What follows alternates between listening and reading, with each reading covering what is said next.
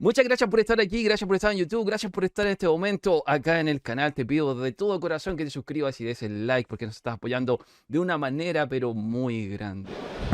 Azucena is quite interesting. You know, when we create new characters for Tekken, there's various ways we do it. Sometimes it's animators come up with a really interesting idea for the movement of the character that would be entertaining. Sometimes it's a certain play style or strategy that our balancing team comes up with. And sometimes it's kind of like the case of Azucena, where there's a particular audience or community that's very passionate about Tekken, but maybe doesn't have a character from that area that represents them. So there's always been a very strong community down in Peru. They even have major tournaments there with huge turnouts.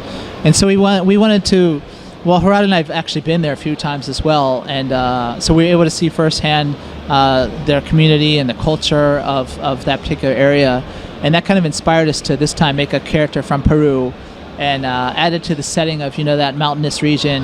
And their setting is, you know, their coffee farm is what her business is, Azucena. And so then also combined with a martial art that we never really did. I mean, Marduk is officially Valetudo, right? But Azucena is the first time we've actually labeled someone as an MMA character.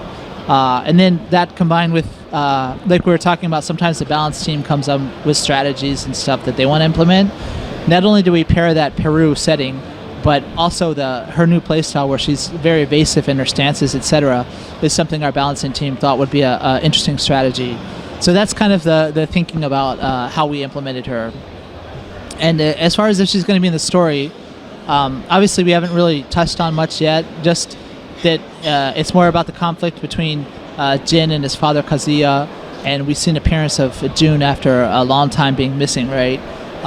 So as far as the other characters, often they do appear in the story in some manner, and probably as a scene as well, but we haven't really touched on how she's portrayed in the story arc this time.